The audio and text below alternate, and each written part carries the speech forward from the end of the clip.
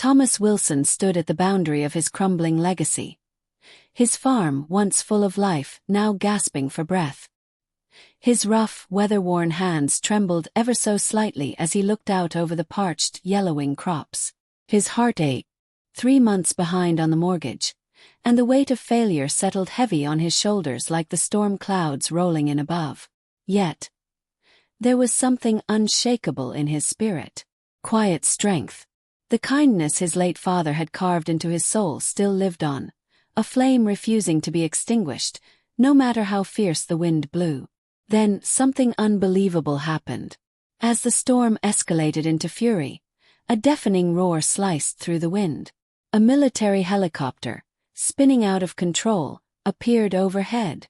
Its lights flickered, engines sputtering in protest, before it plummeted in a fiery spiral, crashing into the backfield with a horrifying screech of metal against earth. Thomas froze. Dear God! What just happened? His breath caught in his throat. The rain had soaked through his shirt by now, but he didn't care. His instincts kicked in like lightning striking dry timber. Without a moment of hesitation, he sprinted across the muddy ground, heart thudding wildly in his chest. He had no plan, just a gut feeling he couldn't ignore, that someone might need him. The wreckage hissed and popped as Thomas approached. Twisted metal, smoke, sparks. The scene was pure chaos. Part of him whispered, "Call for help. Wait for the authorities." But something deeper inside said, "Go." And so he did. Inside, slumped over the broken controls, was the pilot, blood trailing from a gash on his forehead, body limp but still breathing. The man was alive. Thomas's hands worked quickly, his fingers shaking as he pried the door open with all his might. "Hey! Can you hear me?" he shouted over the howling wind, trying to wake the man. No response. Lightning crashed. The storm raged harder. Time was running out. Knowing the risks, knowing full well that staying could be dangerous, deadly even, Thomas pulled the pilot from the wreck, dragging him step by agonizing step through the storm, each footfall sinking into the flooded ground. The man was heavy, his flight suit soaked. But Thomas didn't stop. By the time they reached the shelter of the house, Thomas was beyond drenched. He collapsed beside the man, catching his breath as he gently placed the pilot on the couch. "You're gonna be all right," he murmured, not sure if he was speaking to the man, or to himself. The farmhouse plunged into darkness. Power gun. With a sigh, Thomas lit some candles. He examined the man more closely. Forehead bleeding, pulse steady but weak. He needed medical attention now. But the phone lines were dead.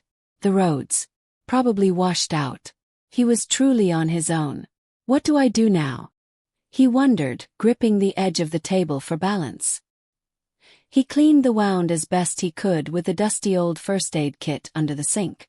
The storm outside showed no signs of relenting. He grabbed a cool cloth and placed it gently on the pilot's head.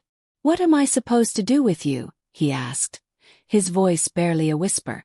Then the man stirred, just slightly. Eyes fluttered open. A flicker of panic. Confusion. Then focus. Where am I?" the pilot croaked, his voice hoarse and strained. "My farm," Thomas said softly, sitting beside him. "Your chopper went down during the storm. I'm Thomas Wilson." The man winced as he tried to sit up. "Lieutenant Alex Reeves. Thank you for helping me." "Easy," Thomas replied, gently easing him back down. "You've had one hell of a hit to the head. Just rest." "I need to contact my base," Alex muttered. "They'll be looking for me." Thomas shook his head. "Phone's dead. Cell service too. Roads are a mess. We're stuck, at least until this storm passes." Alex slowly nodded, eyes scanning the dimly lit room, processing their reality. "How bad's the chopper?" he asked. "Bad," Thomas said honestly. "Won't be flying again anytime soon." Strangely, Thomas didn't feel anger, not even frustration. Sure, this man had literally crashed into his already crumbling life. But as he looked at Alex, vulnerable, wounded, clearly trained yet still human.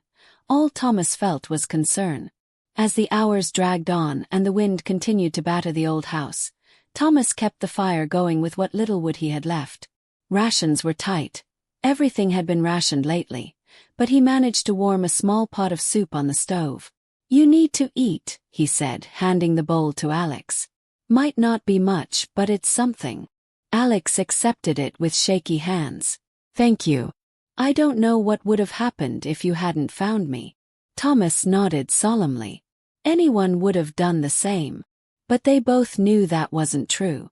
Especially not someone who was drowning in debt and watching generations of family heritage slip through his fingers.